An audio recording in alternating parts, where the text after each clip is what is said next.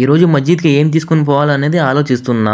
ఒక ఐడియా అయితే వచ్చింది. షాప్ కాడికి అయితే వెళ్తున్నాను. షాప్ కాడికి వచ్చి ఖర్జూరం జ్యూస్ అయితే తీసుకున్నాను. ఇది ఫ్రెష్ నేచురల్ ఖర్జూరం జ్యూస్. ఇది హాఫ్ బాటిల్ వేసి కొంచెం వాటర్ వేయాలా, కూల్ వాటర్ తీసుకుని అయితే వెళ్తున్నాను. 2 బాటిల్ జ్యూస్ చేసి మస్జిద్ కి అయితే తీసుకుని వెళ్తున్నాను. చూడండి ఖర్జూరం జ్యూస్ ఇది తీసుకొని మా ఫ్రెండ్స్ దగ్గరికి అయితే వచ్చేసాను. వీళ్ళైతే దువా అయితే చేస్తున్నారు. అన్నం తినక ముందు దువా చేస్తే బాగుంటుందంట. ఎంతమంది ఇలా చేసినారో కామెంట్ చేయండి. నేను కూడా చేయాలా. ఇంకా టైం అయిపోయింది.